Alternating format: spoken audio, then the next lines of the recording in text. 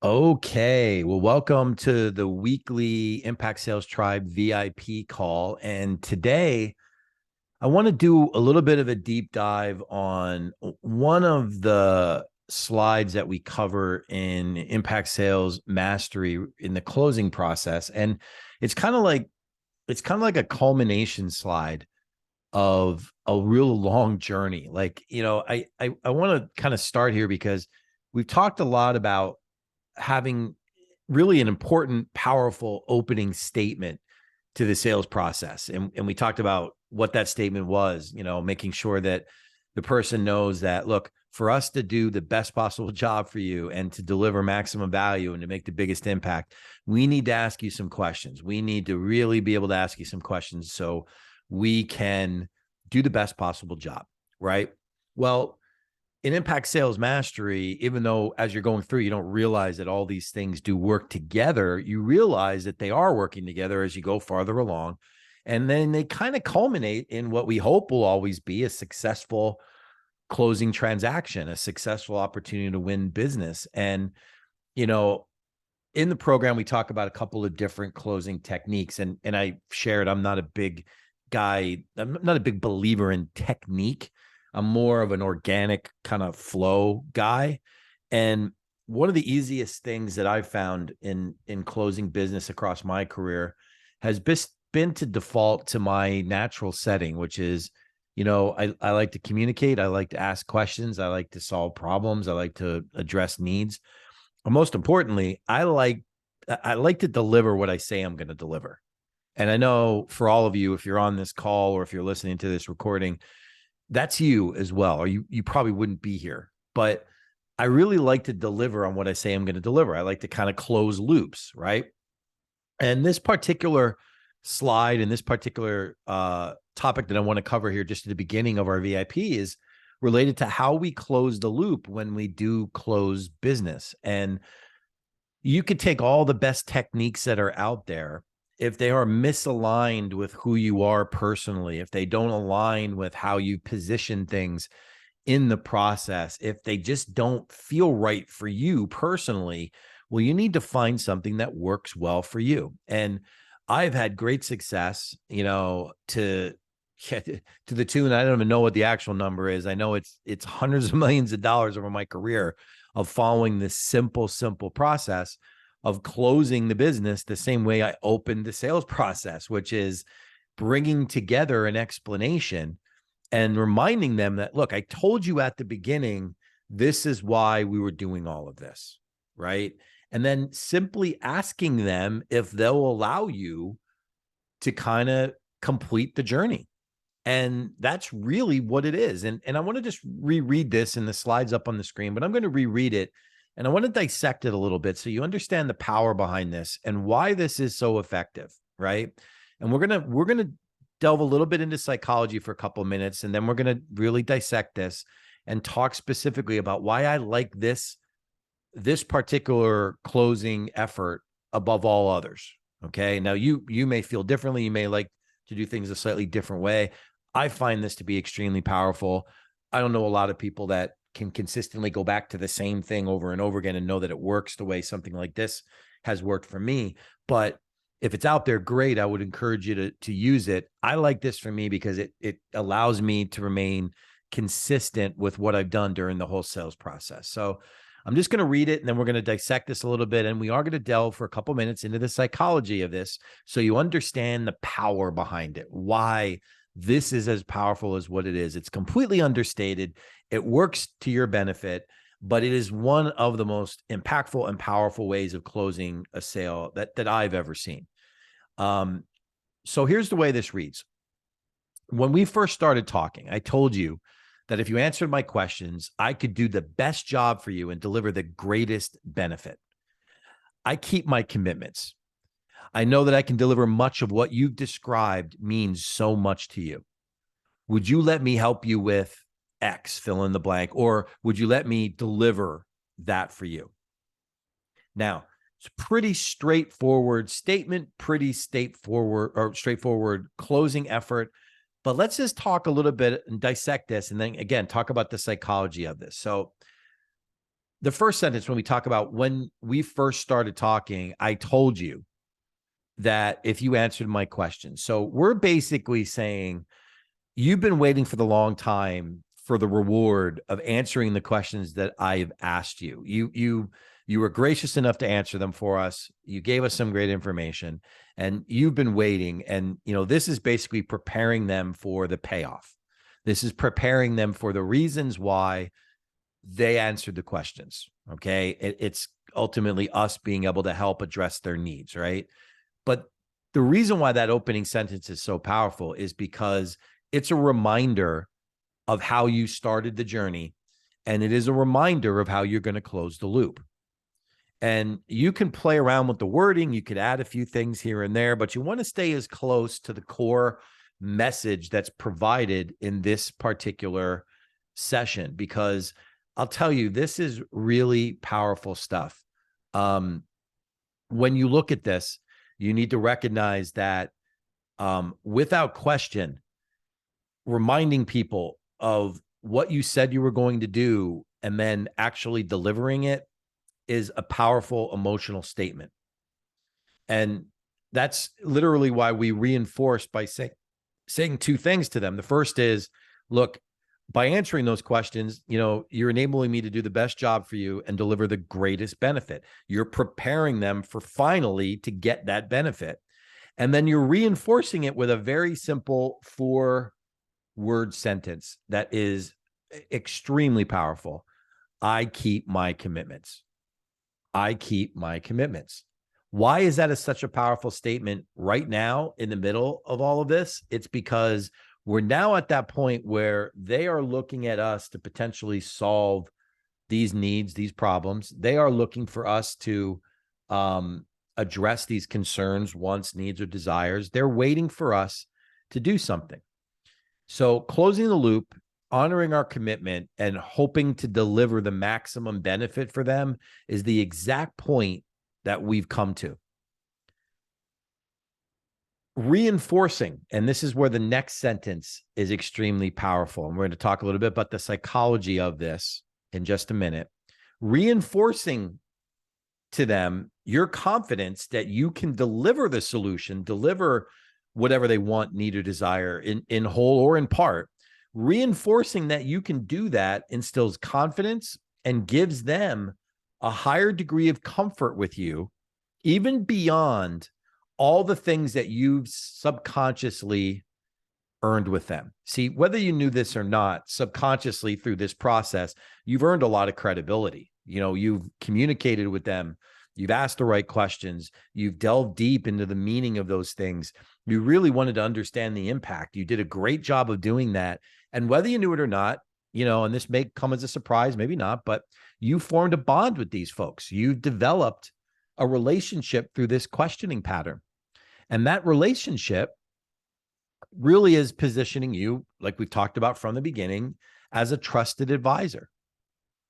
So when you say things like, I keep my commitments, you're coming to them from a position of already proving that you can be a trusted advisor. You're digging deeper. There's something different about you. You're differentiating yourself from other people, other service providers or vendors, or however they describe them. You're separating yourself from the pack, right?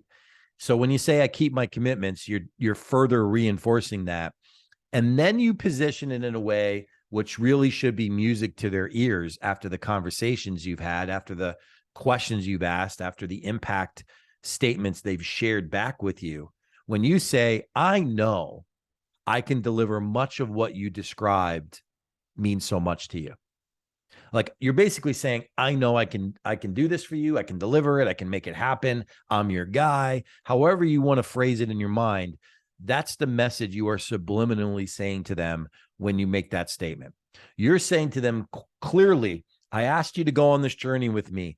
I told you I was going to need to ask you some questions. You answered them. You're enabling me to deliver the greatest benefit. I want to honor my commitment. That's why that phrase, I keep my commitments, is so powerful. And I know I can deliver much of what you described means so much to you. Powerful, powerful statement. Now, we talked about this in Impact Sales Mastery. It's very true. You can add a little bit to this. You can tweak the wording a little bit, but don't go too far off the reservation. Don't take it too far from the core of what this statement is about, because it really delivers a strong psychological 1-2 punch. It really delivers that to that person. It makes them recognize this person is trying to help me. They're trying to keep their commitments, and they're telling me that they can deliver on what it is that I need. They can help me accomplish the things that I've just expressed would mean a lot to me. I need to help them make this happen. You positioned yourself expertly to ask for the business. And then the ask, if they haven't already prompted, because in a large percentage of the time, they've already kind of taken the reins and wanted to go out and turn around and make this happen, right? They've already said, how do we move forward? What can we do? How do I get started? What are the terms? They've given you something that literally indicates that they want to buy. But assuming that you are directing it, you open with these first few sentences, and then you follow up with a very, very soft, very, very casual, would you let me help you with that? Would you let me help you deliver on what you need? Would you let me help you address this need, concern? Okay. Now, one of the depths that you can take this is you can insert whatever you'd like to insert in that sentence. Would you let me help you get back more of the time that you feel you're losing in your business? Would you let me help you fix the problems with your bottom line in your business? Would you let me help you locate your dream job and land it so you can feel better about the life you're living, because you know your job is where you want to be? You can insert whatever you want to insert in there. It doesn't have to specifically be what you do. It could also be what they have expressed means the most to them. Like, would you let me help you free up your time so you can spend more time with your family? Or would you let me help you take better financial care of your business so you could take good care of your employees the way you've said means so much to you? Whatever you insert in there just has to have significant meaning to them. But you're basically asking them, would you let me help you do it? Would you let me help you get it done? It's a really, really powerful way of closing a transaction. It does not have to be more complicated than what you see on the screen in front of you. It doesn't have to be. Sometimes people make it more complicated. They get this angst about asking for people to move forward, or this stress or feeling that they literally are stuck, that they can't move the transaction forward somehow. And usually it's because they aren't really sure how to bridge the conversation. They really aren't sure how to get from where they are with all this talk about how amazing, the product, service, or offering is, combined with the need. They just don't know how to sync it together in a way that smoothly transitions. Well, this is how you do it. This exact type of a statement. Now, like I said, it's not the only way of doing it. It's one of the ways that I find to be the most powerful, because it flips all those psychological triggers that people really want to see in the people they work with. Now, like, I know when I evaluate people that I would consider a trusted advisor or a resource for me, I'm looking for certain things, right? And like all of you, I'm critical when I'm really looking to find certain things. So let's talk about what those things are for a second. This is where the psychology comes into play. First thing I'm looking for is I want to know that the person that I'm going to work with is going to follow through. Like, I start with some pretty basic things. I don't go super deep fast. I just look at them and I just want to know, is this person going to deliver? Are they going to follow through? Are they going to walk the talk? Are they going to do the things that they say they're going to do? Will they deliver? And that's why that first part of this statement is so powerful, because, it reinforces somebody completing something that they said they were going to do. Like when we first started talking, I told you that I was going to answer, I was going to ask you questions. And if you answered them, they would help me do the best possible job and give you the greatest benefit. You're reminding them that you want to be that person. The next statement just puts a big exclamation point on the back of it. And it says, I keep my commitments. Like I'm here to deliver.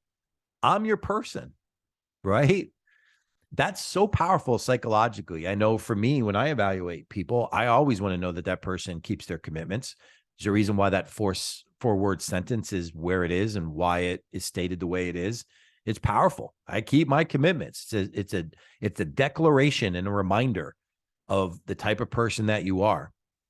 Now, the other things psychologically that it triggers is, you're reinforcing with the final sentence, I know that I can deliver much of what you described, in two ways. The first is, number one, remember, you are already and have already separated yourself and differentiated yourself from other people. Why? Because the average person that was talking to them never went as far as you went in asking the impact-driven questions that you asked. The average person just wasn't that far. They didn't go as deep. They didn't ask as many questions. They didn't really want to understand the impact. So you've already differentiated yourself. And the reason why that's powerful is you've already opened the door to you being a trusted advisor because you are acting differently than everybody else. So you're separating yourself from the pack.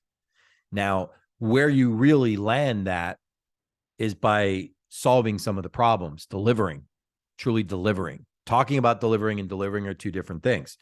But all you're asking them to do at that stage is to give you the opportunity to do it. Like, I know I can deliver much of what you've described means so much to you. Like, I hear you. I heard you loud and clear. Not only was I one of the few people to ask this, but I now know what means the most to you because you've shared it with me. All I'm asking for is the opportunity to deliver it for you, to bring it home. And that's what psychologically is happening with this statement. It is powerfully positioning you as not only a trusted advisor, but the resource that they want and need most, because you're reinforcing the fact that you know how to close the loop and finish something, because you're reminding them, here's where we started, here's where we now are, and I'm trying to finish. You're reinforcing that you're an honorable person with integrity that keeps their commitments by saying that. And then you're digging deep and reminding them how different you are from other people, how you really have positioned yourself as a trusted advisor, and all that you really need to complete this journey is their agreement to let you help them. Their agreement to let you say, yes, I'm ready. Help me deal with this. Help me fix this. Give me this. Help me get that. The rest of everything after that are details. You win them conceptually with this close. Would you let me help you with that? The split second they say yes, or would you please, or absolutely. The split second they say that, the sale is made. Now what you need to do is you need to get the details you need. You need to tighten up all the details, make sure you have everything that you need. You need to wrap it up contractually, however you do it. But the actual selling process is done there. Now, that does not mean that you won't have a little hiccup or somebody may push back or have a question or that there might be an objection or all those other things. And we've talked about the common objections and what they really mean. And, we'll be talking about them going forward in VIP calls, especially. But really, the lion's share of the work, if you've done it the right way, is done here. And I can't tell you how powerful this statement is to have and use when you follow Impact Sales Mastery. I don't know what the exact numbers are because I don't gauge every other sales interaction that's out there, but I can pretty much assure you that if you follow Impact Sales Mastery the way that we've taught you with the questioning patterns and the way we communicate, and then you reinforce, if and when they don't try to close it themselves, if your prospect doesn't just say, how can I get started or do this? If they don't take control of it and you have to, if you follow this process, you're going to close the lion's share of the conversations you're going to have. Now, that doesn't mean that you won't be surprised by some things that don't go well. But I'll tell you, with a lot of the other techniques that are out there, a lot of the other scattered approaches that people follow, this shotgun approach to certain scripts or techniques or this, it's clunky, it's awkward, and it doesn't ring true to the average person's communication style. It just doesn't kind of work or resonate for people. This stuff, the way I'm describing it, works. It's worked for thousands of other people. It's worked for me my entire career. And it's because it allows you to remain consistent in the way you're communicating and just being genuine with the person. Look, would you let me help you with that? Would you let me deliver this for you? Would you let me help make that problem better? Because I know I can deliver much of what you're looking for. And at that point, after all the conversation, if you're asking that question at the impact stage of the sales process, and you all know where that is, if you're asking that question at the impact stage of the process, I got to tell you, your likelihood for success is extremely high. Extremely high. Now, nobody typically closes at 100%, but if you want to close at elite levels, if you want to close the majority of the opportunities you have, if you can bulletproof impact sales mastery and ask the questions the right way and use this particular closing statement powerfully, powerfully emphasizing the right words, reinforcing it, being genuine and sincere when you're talking to people. If you do that, your closing percentages are going to be very, very significant. There's no getting around it.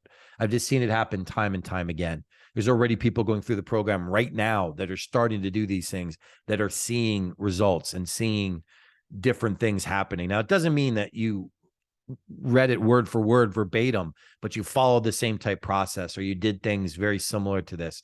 It just works. It just works. Now, I want you to remember that, like with anything, it's not just what you do, it's how you do it. And there is a little bit of work that goes into refining these things, just like the questioning pattern is a work in progress and you're working on it and you're refining the way you communicate. Well, powerfully asking this closing statement or making this closing statement and then asking the closing question at the end, would you let me help you with that? Delivering it powerfully makes a big difference too, to how you do it. And that's a little nuance that we don't dig deep into in Impact Sales Mastery, but certainly everybody here knows that, you could just read it off the sheet and it'll be good. But if you really want to be powerful with it, enunciate correctly, emphasize the right words, deliver it powerfully and confidently, and look at your prospect. If you're face-to-face or on a Zoom call with them, make eye contact with them and be genuine. And it's going to be powerful. It will just be powerful. So I wanted to share this because I wanted to dig a little deep on this. If you're only catching the VIP call and you're not in Impact Sales Mastery yet, these are the types of things we talk about in Impact Sales Mastery, but this is something when combined with the right questioning techniques it's like steroids for your closing process. It really, really is. Or it's like protein powder in your coffee, as I was joking about before we started this recording today. So that was what I wanted to cover today. I wanted to make sure I mentioned this because this is one of these things that we go through a flurry of things in Impact Sales Mastery. And this is one of these things that deserves a bit more time that I wanted to highlight. So now that we've gone through this, let me open things up to some questions for either this topic or any topic related to sales. Let's go through opening it up for questions on the VIP. Who's got a question for me?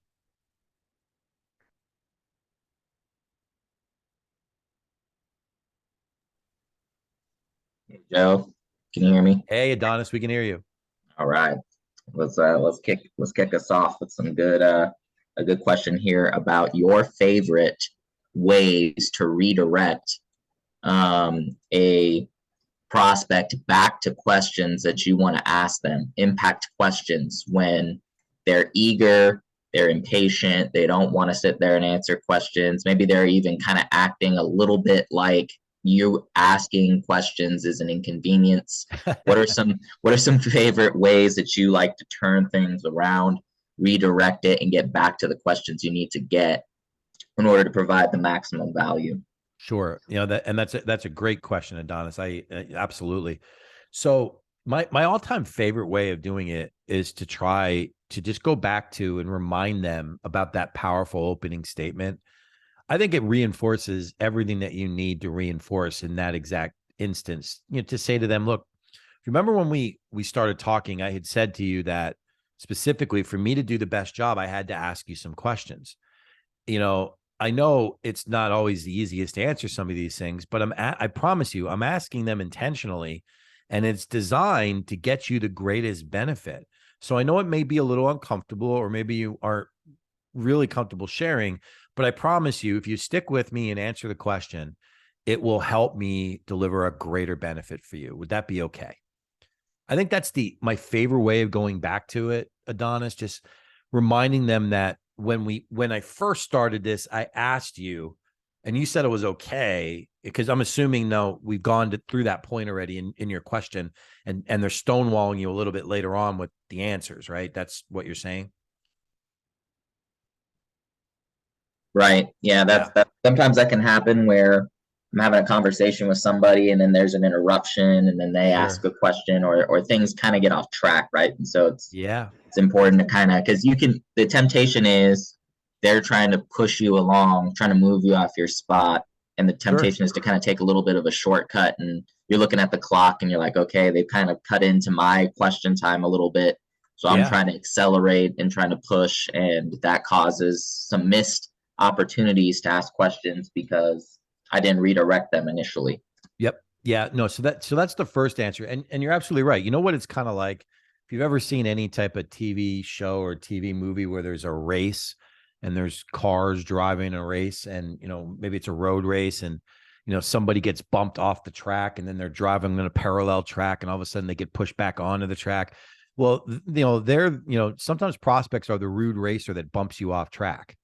I mean, they just knock you off the racetrack, and you got to get back on track. You need to figure out a way to put yourself in a position to be successful to kind of win the race, but you got to get back in the right place. You got to still obviously do it the right way. But yeah, my favorite is always going back to that default. Sometimes I deal with it head on, and sometimes I'll say, look, I know it might not be easy asking these questions. I know for myself, when people ask me these questions, it's a little awkward. But what I've learned, certainly over my experience, has been the more that I end up sharing and the more transparent I am, the more I am enabling those folks to help me. And I've gone as far as, Adonis, sharing with somebody a parallel example or an analogy similar to what question I'm asking them, that makes them realize that, well, he's sharing with me, so I can share with him. Like, for example, if somebody asks you a question about a particular challenge or problem inside the business, I would cite a problem or a challenge that I had, and I would say, I know when I was facing X, whatever that was, my advisor or my coach or my person said to me, here's what I'd like you to do. And, I basically removed myself from the salesperson seat, and I temporarily put myself in the prospect seat, and I allowed them to see me describe it. And then I quickly went back to him by saying, but what I learned was the more that I shared, the more I got out of it. And that's all I'm really asking you to do, Mr. Prospect. I'm not asking to be intrusive. I'm just asking so I can get you the greatest benefit. Would that be okay? Is that fair? And that usually will jumpstart people's thinking a little bit. It, again, nothing's 100%. A large part of this will come down to your personality and being able to get people to open up. But, you know, we all have certain communication styles. You have to figure out how to get them to open up. Maybe sharing a little bit yourself is the way. Maybe being a bit more directive is, I've been on calls where the person, I could just tell the person needed a nudge. They just needed somebody to say, look, unless you do something about this, your world isn't going to look any different.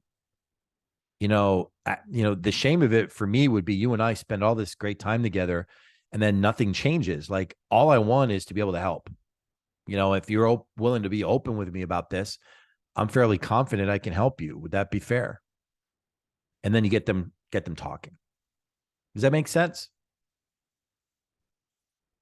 100%. Thanks. Okay.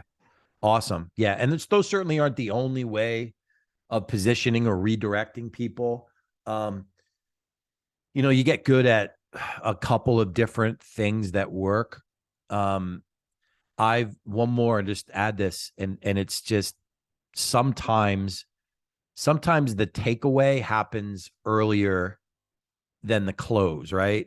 Like, and we don't even cover the takeaway close, but it is something that I think is important. I think there's been interactions that I've had with people where I've said to them, look, I get the sense that you're not really into what I'm talking about. If that's the case, please let me know. Maybe this isn't right for you, or maybe you're not kind of ready for my help. And that's okay. Just, be honest with me. Tell me what you're thinking. And then sometimes they'll turn around and go, oh, no, that's not it at all. I'm just a little uncomfortable about this or that. Or when you drop in the potential that, look, we can stop now. If you're not feeling this is going to be productive, we could stop.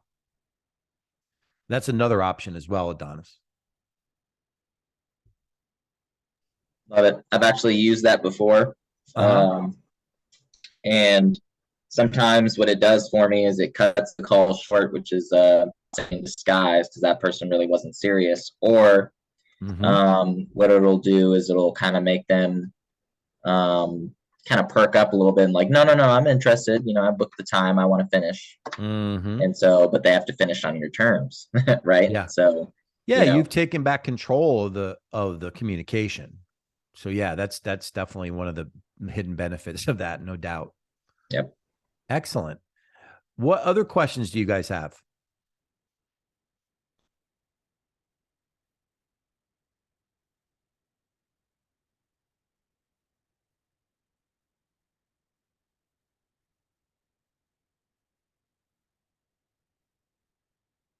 No other questions? Adonis stole my thunder. He did. He's up in his game with the third sitting there with him. He's going to make sure that he's on point. So one of the things that comes up sometimes when people are embracing impact sales mastery, right? There's this change in how you communicate that occurs, right? And I'm gonna pose this question out to everybody and see if it's something that's impacting anybody, or if you've noticed this yet. Not only do you start recognizing deficiencies in others as far as their process, which we talked about before, that does happen, but what you find happening, especially at this point when you've been doing some of these things for a little while, is you start getting into the habit of communicating this way, of asking the questions the way you ask. And it becomes awkward for you when somebody shortens the timetable and forces you into a more incomplete sales process. And I don't know, I'm going to ask this question openly, and you can answer if you want to or not, but has anybody yet experienced that? Because, when we have this clarity as to what we want things to look like, sometimes when things press us back into an abridged version, we have a tendency of feeling a little off kilter because this isn't what we've been focusing on recently, right? Has anybody started to see that happen in their sales process?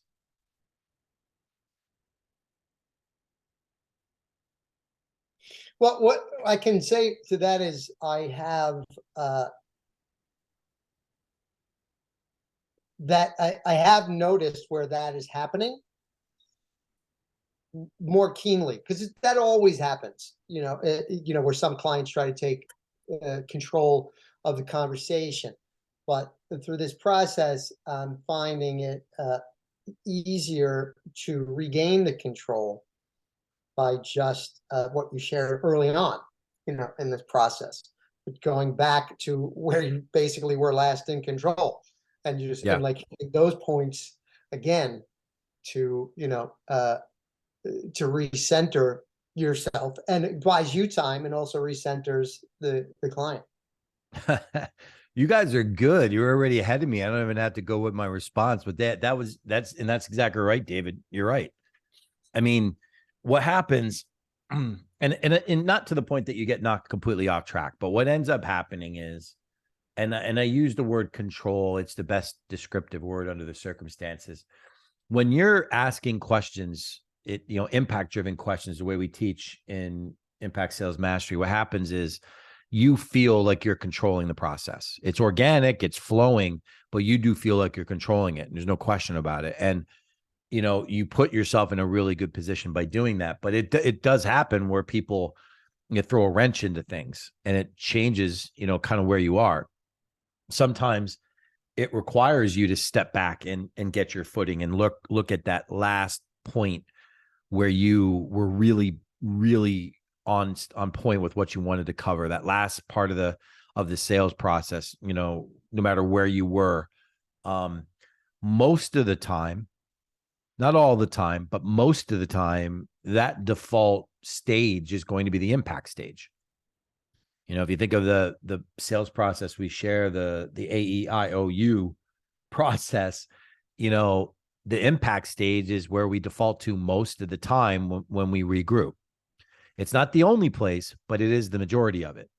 And it's actually the safest place to default to because it gives us the best opportunity to further dig into the impact and reinforce things that give us more and more leverage when it comes for closing. But like with a lot of things with multiple moving parts that also involve human beings, not every situation plays out the way we expect it to play out. They happen, things happen like crazy different ways. Things go longer than expected. They go shorter than expected. People change things. New people get involved. There's like all these moving parts.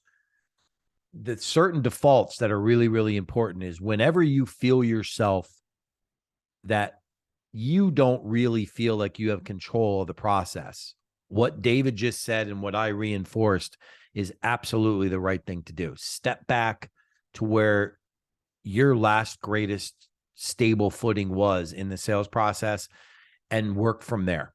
Now, and we've talked about this not only in ISM, but we've talked about it on VIP calls, but it's very, very true.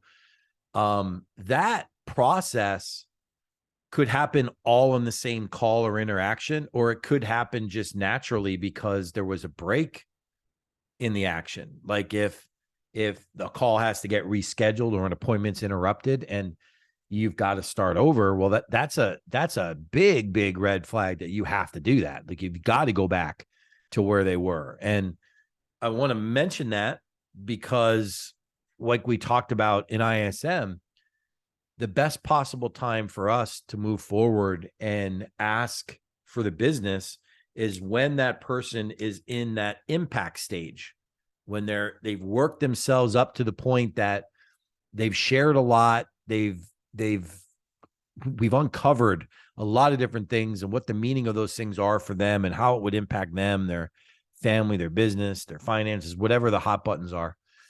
But that's the ideal best time to take somebody to. But when there's a break, they're almost never there. That break creates this natural change in the emotion. The emotion disappears and you're right back to that neutral phase. So if it's a break, if it's a separate call, appointment, change in venue, whatever it is, then it's automatic. You go back to the impact stage and work yourself up to that because you need to get them back to that same emotional place.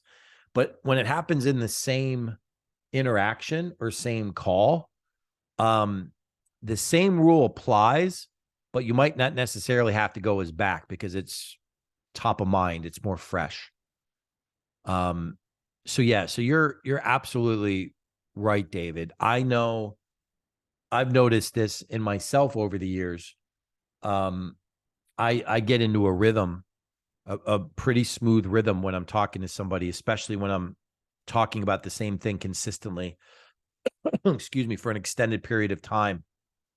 Same offering, same service, whatever it is, I build this very specific rhythm. And I've noticed when somebody changes my questioning pattern, that my rhythm just takes a slight hit. And I quickly have to catch myself. And normally what I notice in myself is that I feel not only does the rhythm get a little impacted, but I kind of miss what I call like my next step vision. And this is, everybody's got their own way of looking at this, but when I'm going through a sales process, I am 2 or 3 steps ahead. I am thinking what's next. If they say this, I say that. If this comes up, I do this. Like I'm thinking that way. It's kind of like chess versus checkers. I'm very strategic in how I look at things. And one of the signs that's always been clear for me to know when I need to revisit where I'm at, it's because I don't myself have clarity on what that may look like. And, you know, and that's after that's after tens and tens of thousands of sales interactions, right? It can happen to anybody for any reason at any time. But I find that whenever I look ahead and I don't know what the next 2 or 3 steps are to get to where I want to go, it's that because I'm not in the right place for where I should be. There's a gap. And that's usually a sign for me too. It's never something usually that the prospect is aware of. It's something that I recognize in myself. And this probably will happen to some of you if it hasn't happened already, that you will be thinking that the more deals that you close, the more you'll recognize, well, these are the steps. Here's what this goes like. And it becomes clear when you have that vision of the next couple of steps is naturally happening, just like it becomes clear when you feel like there's a gap and there's something missing. So be on the lookout for that. Recognize that for what it is and default to your last stable footing in the sales process. Other questions? I have a question. Yes, Susie. Susie. So way back when I had lower prices and a different business model, I had people from referrals, because I had success with other clients, referrals literally throwing money and contracts at me. Like they would just be like, just send me a contract, and they would find out my Venmo or find out my PayPal and just send me the money, and they wanted to start immediately. Yep. But I had lower prices back then. If that happens, should I still have an impact conversation like after they've signed the contract, after they've paid me? Should I still take the time to get that information? Because usually by the time they've signed the contract and give me the money, they just want to know what the process is. They just want to know, like, I paid, what's next? How do I get this done? Sure. You know, it's a great question. I think, you know, the short answer is you do it in a way that complements the transaction. And what I mean is this, you get the transaction secure, and then you say, look, you know, obviously this happened pretty quickly. I'd like to just make sure I understand some of the bigger things impacting you, just so I have that information, because it helps me do a better job for you. You know, you just reinforce it that way. What it also does for you, Susie, in the bigger picture, and look, and I'm not saying that we don't all love the idea of business coming our way without a lot of work. Like, I love that. That sounds great, right? But just like, you know, that can happen, you need to recognize that you can also lose opportunities just as quickly if you haven't done the right work, if it ever comes into a competitive situation. So what I'm saying is, you know, don't slow down the transaction, get the transaction secure, but make sure you do some of that in a reinforcement way, so they understand the why it was a great choice. Because if you don't do it, if you just run from one thing to the next, you know what's going to happen. You haven't really formed a relationship with that person. They don't look at you as a trusted advisor. You know, they look at you as a vendor. And that works in some business models, but when you're moving up market like you are, it's all about the relationship. You know, it's all about getting to know them a little bit and, you know, developing a deeper relationship. It's the more up market you go, the more critical it is. I'm not saying you can't get away with it at the lower price points, but I would be leery of it. Like the old saying, like you live by the sword, you die by the sword. If you win your business that way, you could easily lose it that way. If you win on price only, you could easily lose it on price to somebody else. Like you have to think bigger picture. So I would do some of the impact stuff in a supportive way. Now, I wouldn't go deep. I would go deep enough to learn some more and to further develop the relationship, but I wouldn't ignore it. I would make sure I do some of it. Does that make sense? Yep. Thank you. That's perfect. Thank you. Yep, no problem. And yes, I remember that Susie that used to charge a lot less. And, you know, I remember her. I like this Susie more, by the way. Well, I like the sales process more. So there you go. Yeah, no, but it's a great question because it does happen like that in some business models. You know, and one other point to that, and you mentioned it, and I didn't describe it in detail, but when you talk about referrals, you always have to wonder if your referral partner, the person that referred that person that gave you that warm introduction to that other person, if they didn't tell you all these amazing things that Susie does, and the other person just signs up, but they never they don't get the full Susie experience. You know what I mean? They kind of might feel a little let down in the bigger picture. So just always keep in mind, do the best you can to reinforce it, after the transaction's secured. Yeah. Got it. Thank you. Awesome. You're very welcome. Other questions?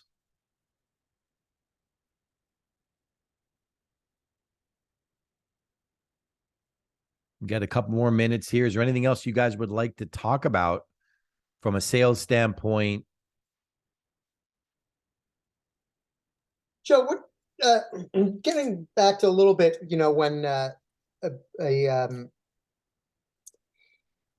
prospect is trying to rush you to the bottom line, sort of, kind of move you through your process quicker than you like, and getting to it. Well, but get these people that are shopping, purely by price, or that's their main concern. Yeah.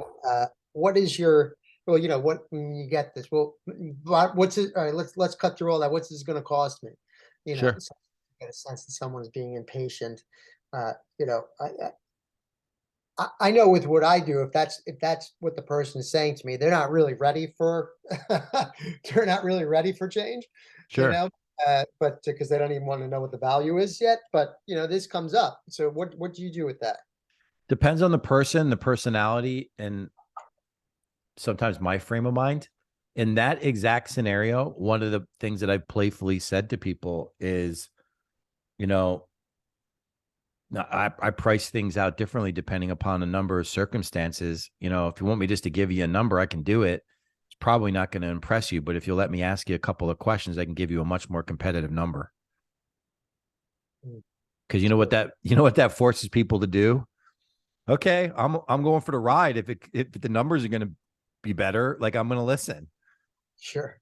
Because some people, when they're wired, like, what's it going to cost me? That's just kind of like, I need a quick answer so I can give you a quick no, I'm not doing it. Mm-hmm. And I'll always be like, normally I won't ever just throw a number up front. I'll always say, well, that's the best part. Like that, the best part is the value in the impact that it delivers. And we'll get into that in a bit, but I charge, a number of different ways. And depending upon the answer to your questions, it could be a lot less, and it gets them talking.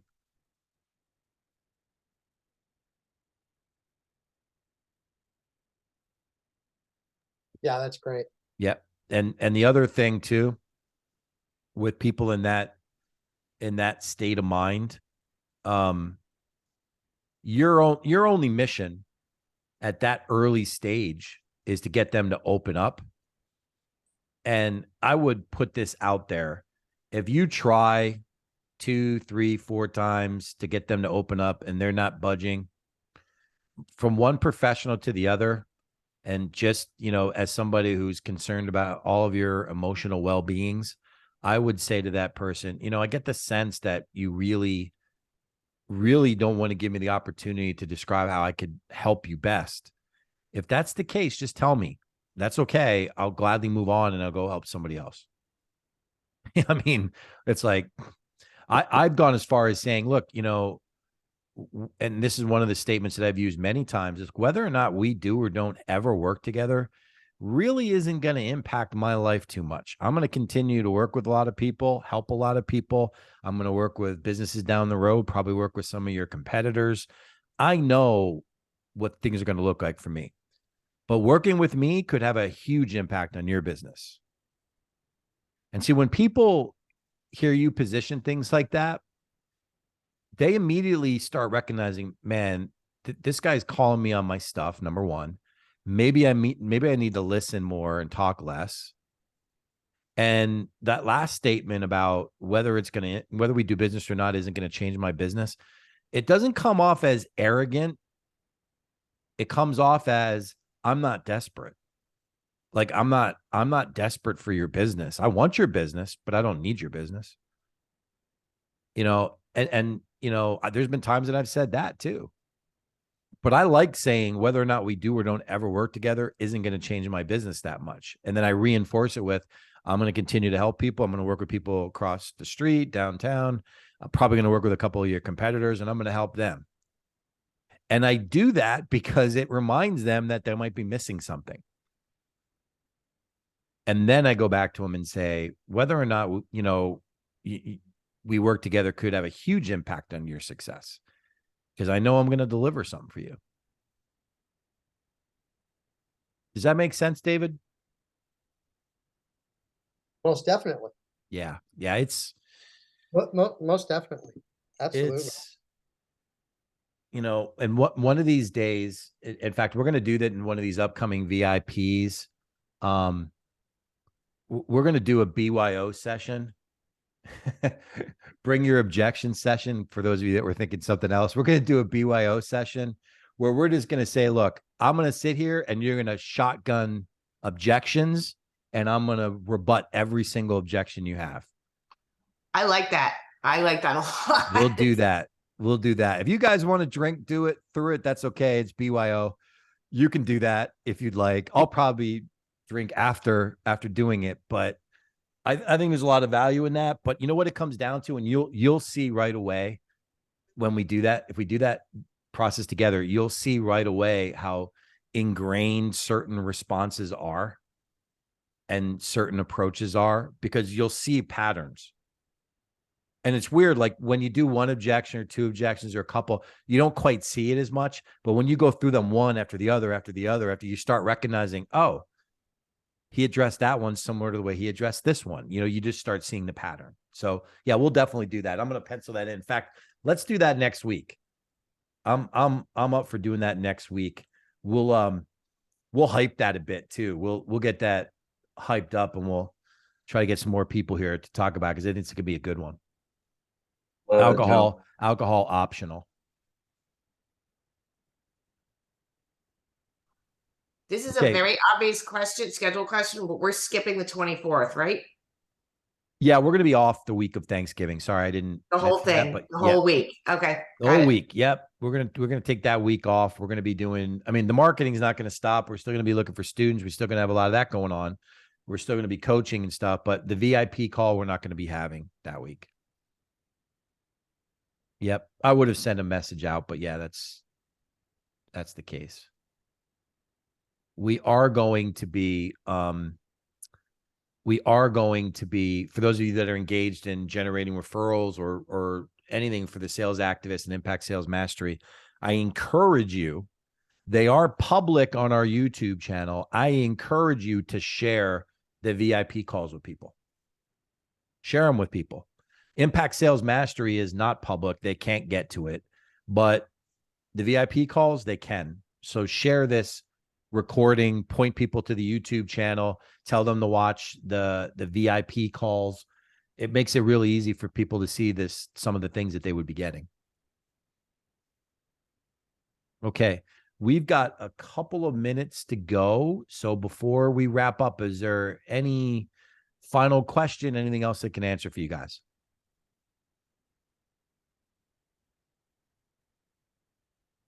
Okay. Well, we are going to wrap up. I appreciate you all very much for joining us on the VIP call, and we will be catching you next week for the VIP as well. Same time, noon Eastern, for 1 hour. And I look forward to talking to all of you then. You guys have a great day. You too, man. Thanks, Joe.